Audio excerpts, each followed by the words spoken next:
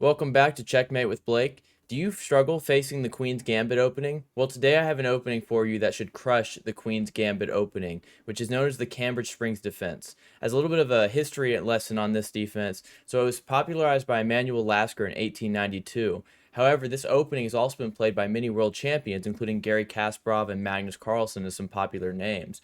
So, what's the point of this opening? Before I go into it, I want to say this is like a strong positional opening against the Queen's Gambit, which, of course, if you play the Queen's Gambit, you know that it also typically is a very positional and strong opening. So, this is a counter that also has positional chances, meanwhile, has a ton of tactical traps that can win the game as well. And more importantly, even with perfect play as white, black can get an advantage or equalize in the worst case scenario. So it's not just a joke opening. This is a very strong, very aggressive, but also very strong positional opening that I recommend people to play. Before I jump right into the game, though, I want to go ahead and say over 90% of the people watching these videos are not subscribed. If you all don't mind, hit that subscribe button. It helps the channel grow. I really appreciate all your guys' support. We've done a lot of growing over the last few days, but again, over 90% of people aren't subscribed. But without any further ado, we're going to jump into this game.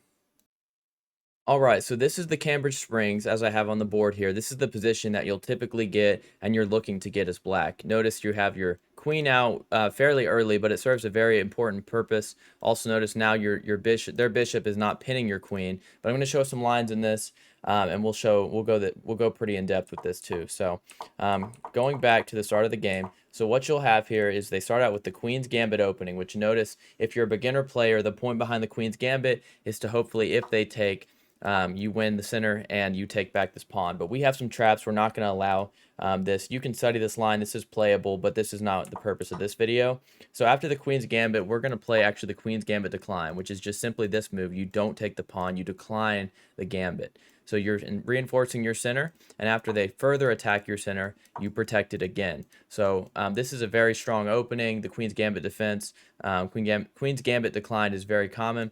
Now after they play this move, Bishop G5 to pin your knight, I'm going to show the first trap. So you play this move, Knight B to D7.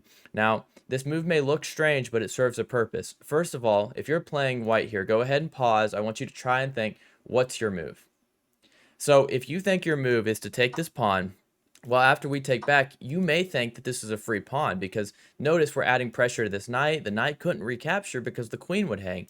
But after you take the pawn, notice it's a blunder and you actually win a piece playing black. Because what you do is you actually take this. It's a brilliant move. Can you believe in this position, on the 5th move of the game, you're already playing a brilliant move, maybe the 6th move. But anyways, it's a brilliant move because after they take your queen, you throw in this check. Notice now the king has no escape square, so the queen must block, to which you take with check, and after they take back, you take. And now just stop, look at this position. Notice we're up a whole 2 points of material. We're up a whole minor piece. Notice we have 1, 2, 3 minor pieces and 2 rooks. They only have 2. So we're already winning out of the opening 3.0 against the Queen's Gambit, a super popular, strong opening, and we're already crushing. So maybe they know this trick, though. Maybe they know this trap, and they know that they can't take this pawn and win this, actually. So the most common move you'll find is probably the move e3, to which we respond with pawn c6. Pawn c6 just further protects our center because now this trap doesn't work. Now we have too many defenders. Now after they play the move knight out, knight f3, we actually go ahead and start with our move queen a5, which shows the Cambridge Springs defense. So after queen a5, there's a lot of traps I want to show you guys. There's a lot of lines to look into this. It's one of those I'm going to try again, post kind of like a masterclass on this opening in case you're interested to play it. So I'll try and show all the relevant lines.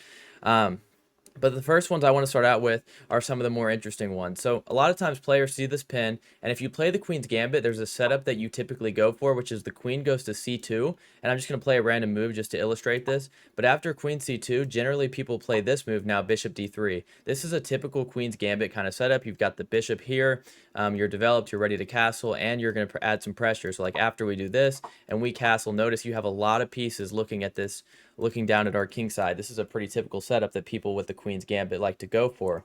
So we have some traps here. So we're not just going to do nothing. We're not going to play this move a6, of course. So notice they place queen c2 because it's multi-purpose. It allows them to play what they typically play, and also whenever we're pressuring this this knight here, it actually defends the knight. So it kind of helps against tactics. However, this is actually the move that we want to see. So what we'll play here is the move knight e4, and notice knight e4 adds more pressure to this. Also, our bishop could come out and add more pressure. Also, this knight has a hidden tactic against this bishop. So a lot of times in this position, players will continue with their queen's gambit setup, and they'll play bishop d3. This is why this opening is so great, because there's so many traps against the most common setups for white, and white has to completely deviate from their queen's gambit setup in order to try and get a winning position. But after this move, bishop d3, notice it's a blunder. Again, this is another spot. Pause this video, try and figure out what is the move for black, how do we capitalize on their mistake. Well, the move, if you can't see it, is actually we take this bishop, and after they take back, notice now we have the bishop pair, and they don't, but it's even better because we can now take this pawn, attacking this bishop, and attacking this knight. So, a lot of players will just straight up miss this, but it doesn't matter even if they don't. So if they go bishop e2 to cover their bishop, we take the piece, and we're actually up 4 points of material. We're winning by 4.0 according to the engine. However, if they don't and they jump the knight back, well, we'll take their bishop, attacking their queen, and this is also up 4 points according to the engine. So this is also completely winning. And I've had so many games that go just like this, and all I have to do at this point, it's easy. If you don't know how to win this position, go watch my Journey 2000 speedrun. I have a lot of videos where I show how to convert winning positions, but you can easily convert this position. However, let's say that they don't fall for that tactic, and instead of playing the bishop d3 move, we'll kind of go back a little bit. So in this position, let's say that, let's see, I have some lines here I want to show you guys. Let's say we jump back in, so we have the same attack, the same exact attack. Let's say after a move like bishop e2, we can go down a kind of similar line where we'll capture, and then after they capture back, notice we will actually take this pawn again, and now again their knight is hanging. So after they jump back, now you'll play the move b5, and you have a strong center. You're also up 1 point of material. You have really no issues in this position, but this is just one sample line I wanted to show if they're familiar with this move bishop d3 and losing a piece that way. In this position, again, notice we're kind of back in the original spot. We have our queen on a5. Now if they decide, let's start with bishop d3 instead, instead of queen c2 to go ahead and cover this, but let's say they start here to just continue their piece, their development. Maybe they notice that you want to play your knight here. Well, now what you do is you take the pawn, and after they capture back, you still jump in with the knight, adding more pressure. Notice we have 2 attackers, they have 1 defender, so we're threatening to take this knight. More importantly, another spot where you can pause the video and try and find this, because there's another hidden tactic. Now if they play queen c2, again, notice we win a whole piece. So they can't play that, and actually the correct move here, you can consider the move bishop f4 if you're playing white, but the move I recommend is actually bishop h4, which is the best move. And now you take, and after they take back, they have to block this way unless they don't want to castle. If they were to block with their queen, first of all, we take the rook, so, or if they move, they can't castle. But here in this position, now notice that you are completely winning. You're up a pawn, and the move I recommend is queen a3, which is creating some breathing room for your queen. But again, notice that you're up 1 point of material already. So again, that's a completely winning line. So, and if they try and, let's say, there's some moves I want to show too, where, let's go back a little bit. Let's say they go with this queen c2 line again, because we're going to kind of show this, or for the sake of the video, we can even show this move, rook c1. So after this move, let's say they know this, and then they decide to play this move, bishop f4, or like I said, maybe even consider the move bishop h4. All of this position is a little different. I want to show that just some ideas you have. You can always play this move bishop b4, further attacking this pawn, or attacking this knight and adding pressure. And after queen c2 now, I just want you all to be familiar. You can study this line if you want to, but you can actually capture a free pawn here. And again, what you're looking at in this position is if you were to trade these pieces down, you're still up a whole pawn in the opening, which is more than you can ask for, and black is actually winning.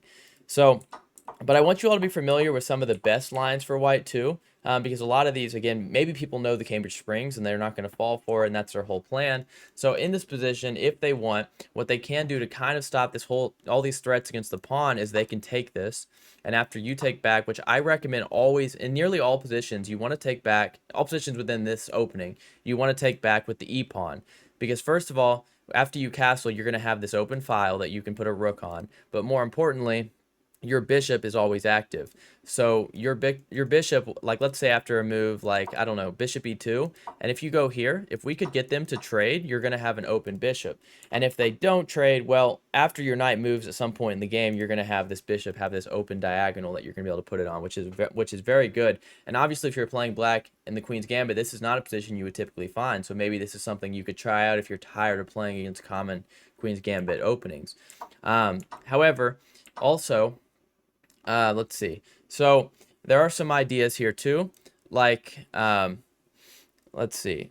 Bishop takes knight. Yeah, so there's another idea where bishop can actually capture the knight, and we capture back. That's a common thing people try. I just want to point out this part of this too. Obviously, if you were playing black here, you can't complain. You have bishop has this diagonal that you can bring it out to. You have these similar ideas, although it's less powerful now because their bishop is no longer on g5.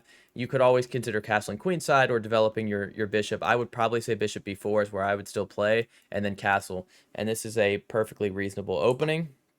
In this position too, you can always also consider the moves like taking the pawn too. So there's a lot of options, but actually I want to show you guys the top move, the top line. I'll show here. This is actually the second top line. Again, c takes, which I already explained. You'll take back and you have a very playable position, but the actual top line is actually knight d2. Again, another benefit of this opening because not a lot of people actually know how to play this correctly. But after knight takes d2, you can capture this pawn. And I want to point out here, if they capture back, it's another trap. We win the free bishop. So instead, black or white has to give up the bishop pair. They have to actually take here. After you take back, notice again, your knight is now in a great spot. Your diagonals are open for your bishops. And after they recapture, which I want to point out, if they recapture with the most natural move, which is bishop takes c4, it's actually a mistake. Notice again, black has an advantage here. I would recommend the move just bishop e7, and after they castle, which is their top line move, we castle as well. And this is a great position for white or for black. Again, this is not what you typically find. You have ideas such as bringing the queen back to c7, followed by this move maybe bishop d6, adding pressure here, and you're going to have a nice kingside attack. However, going back a little bit, of course, the move that makes more sense and actually the best move is just for the knight to take this pawn, but then you just play queen c7 and you have a very playable position. Feel free to study this. I won't go super in depth with these lines because this is very in depth already, but this is a very strong position for black, so it's definitely worth looking into. So overall, again, those are some of the best lines you can play. Those are the best lines. Those are also the tactical lines that black can play for wins, which I've tried to show all of them. If there's something I feel like you feel like I missed, feel free to leave a comment and I can try and go over those lines as well. There's a lot of offbeat moves I've faced. I faced this move actually the other day, which is obviously a very losing position, but you need to just know how to play this. The move I recommend is simply going pawn in here and creating this kind of bishop on the rim here, although it's fine now because it's still pinning our queen. Again, you always have queen a5. Notice it's the second top move, or just simply going here. So there are some lines maybe you could study yourself, but again, notice that's a losing move. It's not really worth spending your time on. Not a lot of people are going to play such a losing move in the opening. But as you can tell, this is an opening that gets an advantage against the Queen's Gambit, which is supposed to be super strong and super positional. And I do like the Queen's Gambit, but this is a way that you can try and crush it. Try these games out. Try this opening out. Let me know what you think. Let me know how your games go. I hope you guys have enjoyed the channel so far. Thank you all so much for your support. If there's anything you'd like to see, again, leave it in the comments and I'll try and make some videos on it. Thank you guys so much. As a reminder, 90% are not subscribed. So if you haven't subscribed, hit that subscribe button. It helps the channel grow and I really appreciate it. Thank you guys so much.